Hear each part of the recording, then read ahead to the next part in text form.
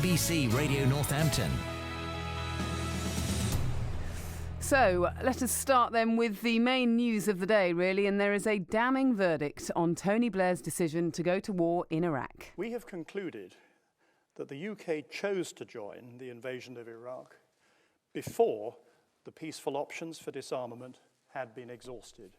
That's Sir John Chilcot, who has just released the findings of his official inquiry into the 2003 conflict.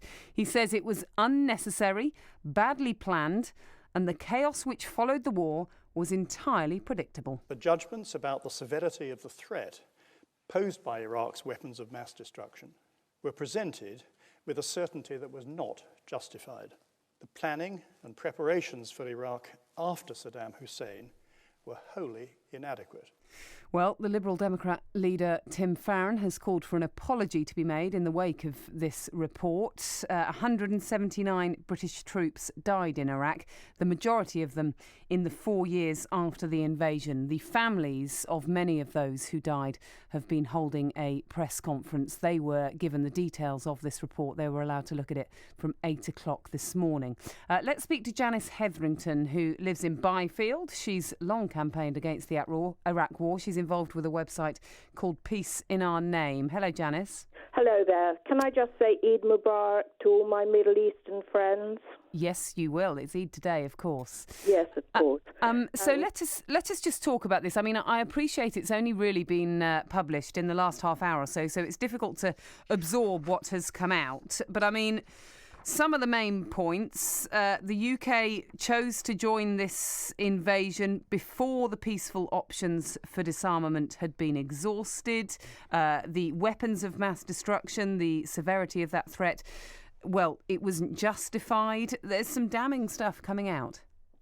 There is indeed. I just hope that it's enough to bring comfort to the families who've lost so very much, not just in this country, to the brave troops, but also to everybody in the Middle East and the chaos that has ensued. I hope that the war criminal, and that is Tony Blair and the others who were involved, will be brought to justice, because they need to see a tribunal. They need to face the truth of what has happened and what they have caused, because they did cause it. They are war criminals. There is no doubt about that at all. Well, Tony Blair has today said that the military action in Iraq was taken in good faith, and I quote, and what I believe to be the best interests of the country. Well, that has proven to be absolutely untrue, and we all know, we've been campaigning for years and years and years over this. We all know that it was a foregone conclusion that he had made a pact with Bush, with Cheney, and in America, and all they were interested. Do you realise that £37 billion were made in war armaments by friends of Bush, by Dick Cheney's firm? £37 billion were made as a result of that war. Those are condemnatory figures. That is enough to cause a war inquiry. Talk us through how you got involved in all of this, because, yes, this has been published today, but you've been involved for a very long time. Well, I was involved in the first Gulf War because your wonderful programme in Northampton all those years ago, 26 years ago, became aware of my involvement. I ran a secret cell which helped people who were women in Kuwait who were in part of the resistance to come across the desert and to give evidence about what was happening there. And of course, it was horrendous, the torture that went on and everything that happened during that first Gulf War. So, I mean, Northampton played an enormous part in that, and I also ran a safe house here for those women who gave broadcasts and testimony. So I do go back a long way, and that was a war that again had a dubious context to it, because Kuwait was then used as a base by the Americans, and from that period of time onwards it was inevitable that there would be a second war, because they wanted to have more influence in the Middle East than they already had.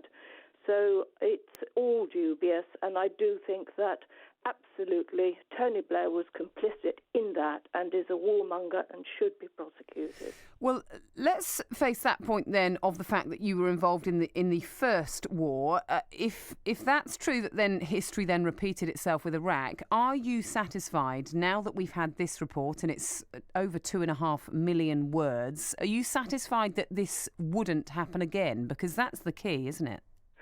There is no it wouldn't happen again. Wars are simply predicated on the fact that people make an enormous amount of money out of wars. We made money in this country through armaments. We supplied arms to Saddam Hussein.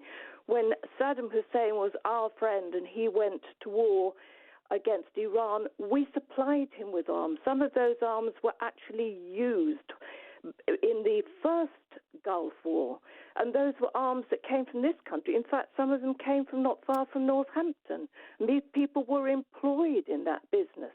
They were employed in order to be able to send those weapons of mass, and they were real weapons of mass destruction. So if you ask me, have we learnt anything?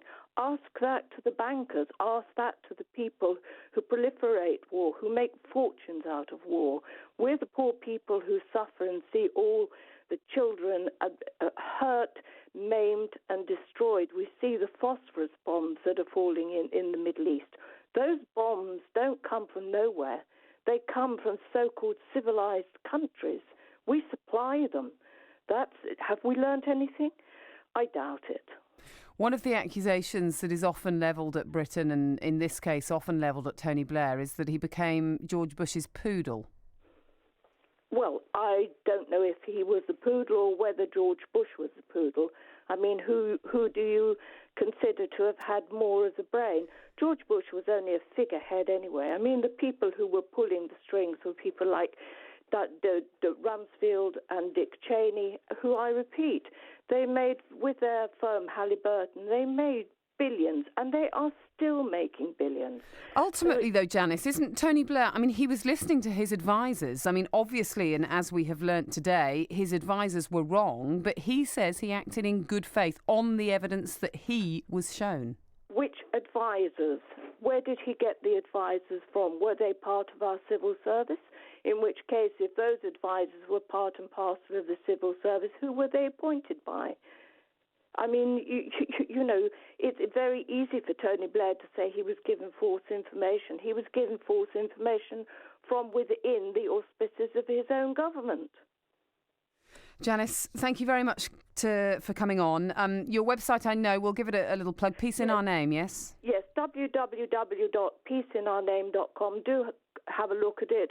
We are looking for local people to send in their music. We've got wonderful songs there. We've got two local people called Ian and Nikki Bramble who've already sent us songs.